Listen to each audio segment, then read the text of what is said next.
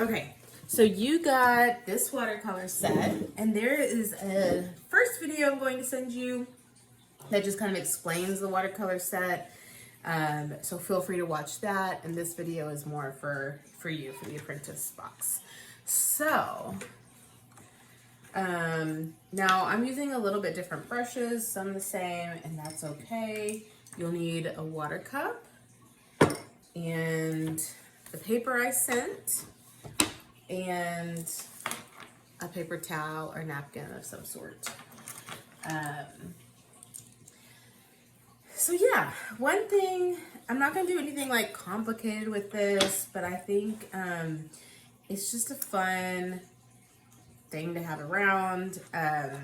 If you do like to kind of get creative or just have some fun play with color. So I'm gonna walk you through a couple things real quick. You can choose any color, but if I wanted to create what I'm gonna call a wash, I'm gonna use a lot of water in that. So I'm actually gonna do mine right here, and I'm just gonna add some water.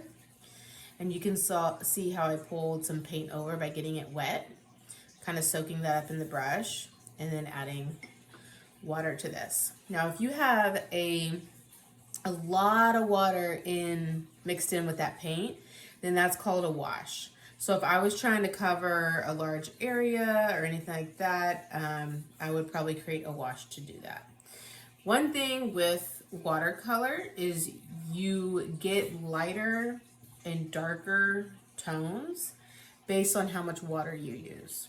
So for example, if I were to use a lot of water and just a little bit of paint, which I'm going to call pigment, just a little bit of pigment, that is what holds the color, it's going to be a lighter tone of that color. So it'll be lighter. So let's say a highlight area or something. Now, let's say I wanted it to be a darker, like orange, if I was doing a pumpkin or something like that, then I'm going to use just a little water and mostly paint, and you can see the difference in that. So this is probably like, that's a light, medium wash, light wash, very light, mostly water. And then that is mostly pigment, and you can see the tonal differences there. If you don't know what I mean when I say like tone, don't worry about it. I'm talking about just the value. So this is a lighter area and that's a darker area. And then you can get a whole range in between there depending on your ratio of water to paint. So there's another wash that I just did, and you can see, I think you can see in the video, that this is a good medium orange, medium value. So it goes lighter, then a little bit darker, and then that's nice and like orange. And I could even go, I mean, if I wanted to, even lighter than that. So that's a quick just how watercolors work. If I was doing a watercolor, let's say portrait or a painting, don't worry, you're not going to be doing a portrait, but if you did want to play around with stuff like that, that's how you get different tones within the colors itself. To wash your brush, I showed this in the other video, so this might not be necessary, but between each color, if I was going to change color, I want to make sure to wipe that color off. And then, I don't know if y'all can see my water thing over here. And then just kind of, I swirl it in like a figure 8. And then wipe it off like that. And once it's there, wiping off clean, then I would change colors. So that's a wash. Another thing that some artists use, I don't use this that much, but it does have, certain times, is called a dry brush. So you saw how with the wash, I got my brush really wet with water. It was saturated. With a dry brush, I'm going to actually, first I'm going to kind of activate some color so I can actually use it. With the watercolors, you have to put water on them for them to work, or else they're dry. You're not going to get anything. So I do want to get that wet, but then I'm going to, I want y'all to see my water. I don't know if you can see it. Then I'm going to kind of dab my brush and dry it a little bit. So I don't want it to be highly saturated. And even after I get some color on it still might be a little wet, so I might just dab it a little bit more. I want to kind of get that excess water off.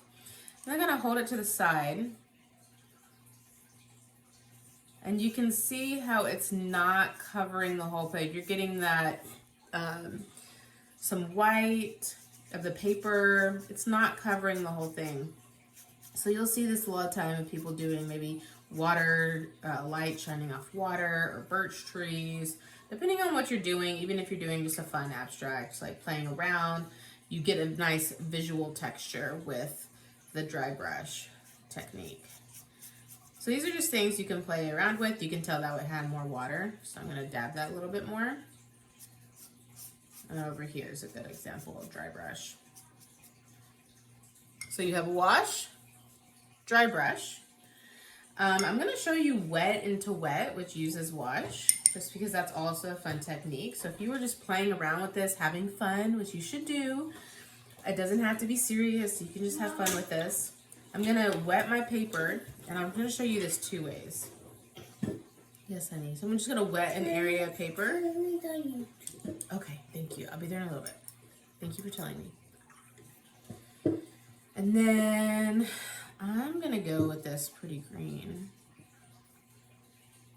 Get it also wet because it's wet into wet. So my paper needs to be wet. My brush is nice and wet. And you can see how when I put this down, it's going to what I call like bloom out. There, that's a good example of it. So I did some pumpkin last year that did like blooming and they were really pretty. But anyways, that's another watercolor technique. I could also choose a color. So I'm gonna go back to that orange that I already had mixed up as a wash. And I'm gonna put a wash down.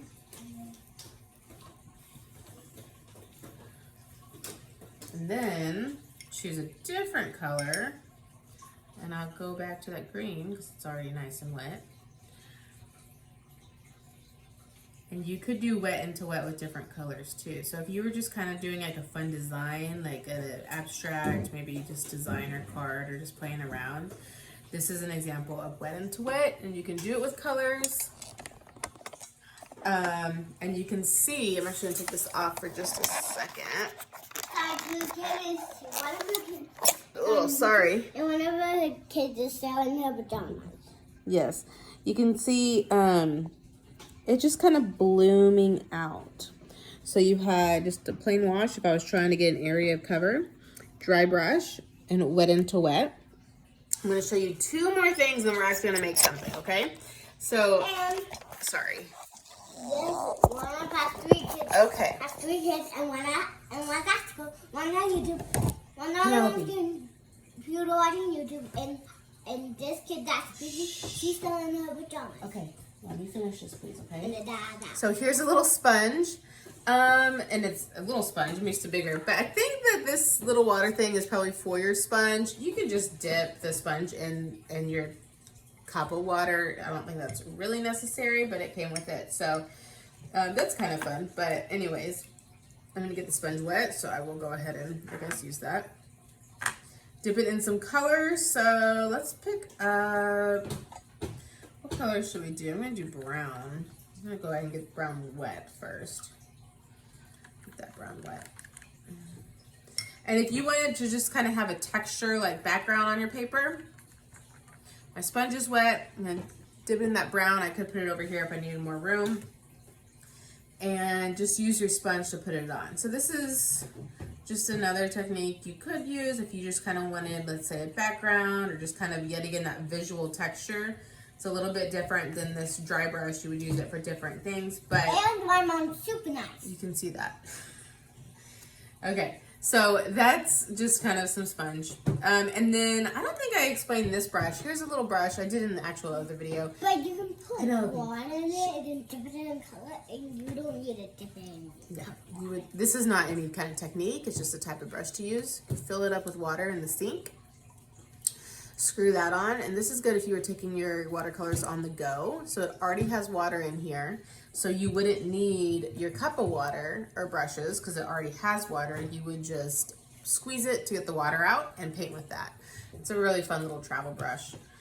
So feel free to play around with that. Last little fun technique I'm going to show you is to use just house salt, which you all have in your house. So let's say I was doing a wash. It'll make it dry super really fast. Okay, so I'm going to get kind of this orangish, it's a little bit more red, but similar color wash right here. And this would actually be pretty with like a dark blue, like if you were doing like a sky or something like a galaxy. And this kid that's right here that is screaming right now, she on. So you want it to be very wet, like a wash, and then just get a little bit of salt. Not a Costco size, so I'm just squeeze some in my hand. Okay, so here are the things that I just walked you through. Creating a wash and getting different values based on your how much water. This has more water versus this has less water and more paint. Wet into wet using wet paper and then a nice wet paintbrush to kind of have it bloom out and do some fun, pretty stuff there. You can always go back and draw into it and stuff. Dry brush, let me focus that. Dry brush, this I did using a sponge. And then here is the salt that is drying, so you can tell it's a little bit more dry on this side and it's drying on that side, but you can see the visual effect it's doing. And then at the end, I would just brush off if that was dry, which this side's pretty dry. Or blow off, brush off the extra salt, and it just makes a really pretty visual effect. So now I'm going to do we're going to use mainly washes, but maybe I'll use some other stuff, I don't know, to do, maybe a little dry brush, to do a quick little painting. So follow along.